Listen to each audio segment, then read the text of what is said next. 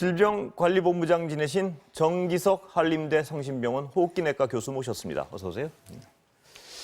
교수님 어떻습니까? 이 100명 정도 안팎을 왔다 갔다 하고 있는데 이 추세는 어떻게 보십니까? 저는 지금 매우 안정적이라고 생각을 합니다. 특히 우리가 연휴를 2번이나 거치고 왔기 때문에 잘 유지하고 있고요. 그나마 100명 가까이 발생할 때도 되게 시설 안에서 발생하고 있기 때문에 사회에서 많이 발생하는 것은 아니다. 그렇게 보고 있습니다. 그 다른 독감 백신 얘기를 여쭤보지 않을 수 없는데요.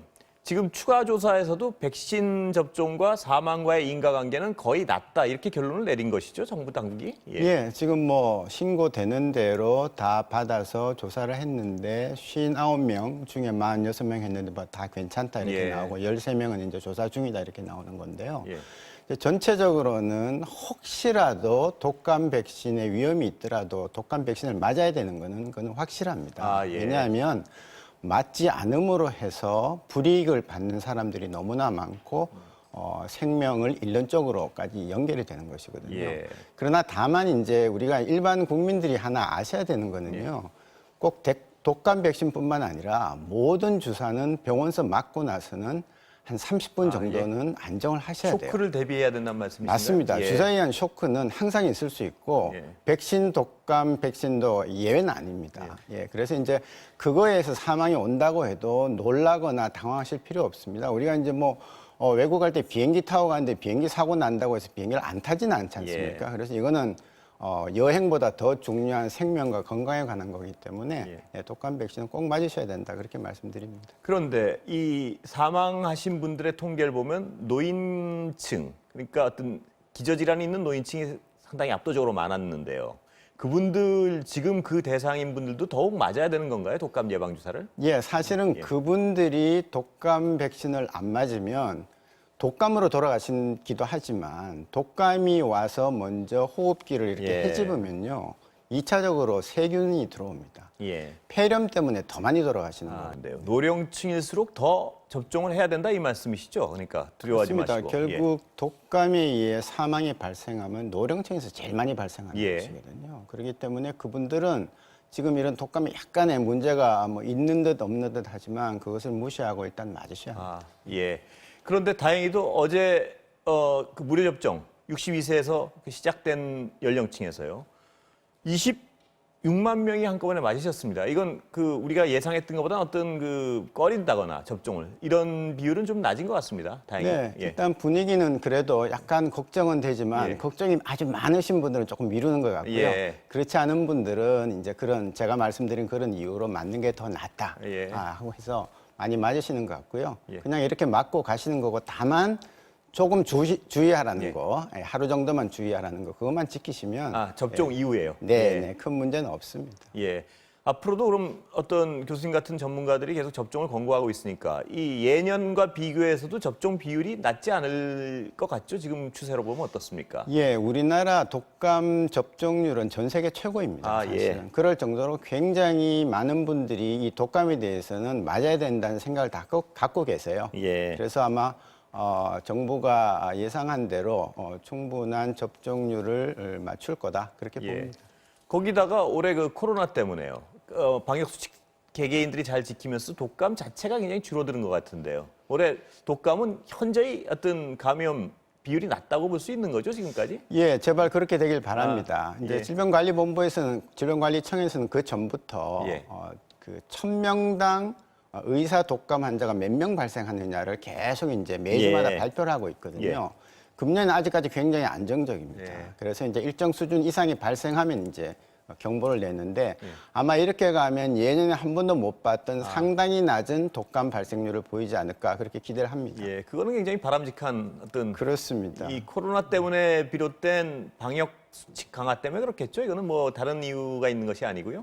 제가 지금 뭐 매일 호흡기 내과 외래를 보는데요. 호흡기 감염이 돼서 오는 분들이 현저히 줄었습니다.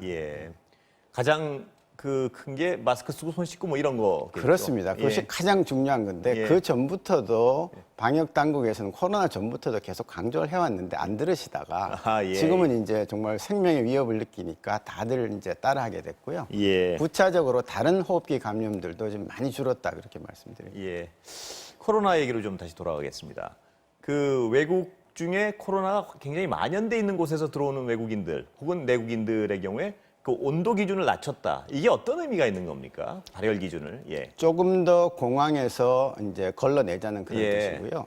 이 37.3도라는 이 0.2도를 낮췄는데 예. 원래 37.5도다가 예. 중국은 시작부터 37.3도로 아, 하고 예. 있었습니다. 예. 예. 그래서 0.2도 차이니까 그만큼 좀 더 면밀하게 해외에서 유입되는 코로나19 환자를 살펴보겠다라는 그런 뜻입니다. 그 0.2도가 어떤 차별성을 가지고 옵니까? 교수님? 그 걸러내는데 어떻습니까? 네, 아무래도 차이가 있을 겁니다. 예. 아주 미열인 경우에는 본인은 전혀 모르고 이제 그 사이에서 이제 의미를 갖고 있는 거거든요. 그래서 예. 이게 온도라는 것은 굉장히 그 단계마다 의학적으로 이제 다 다른 의미가 있습니다. 예. 우리가 37.5도를 정했을 땐 그 이유가 있는 것이고 실제로 의사들이 판단하는 열은 37.8도부터입니다. 예. 예. 그래야 병이라고 생각을 하는 예. 것이고요. 그전에는 우리가 검색을 해서 걸러내겠다는 그런 뜻이 담겨 있습니다. 그럼 약간 어떤 이 정도 온도면 굉장히 낮은 어떤 기준인 것 같은데요. 미열이 발생한 사람들도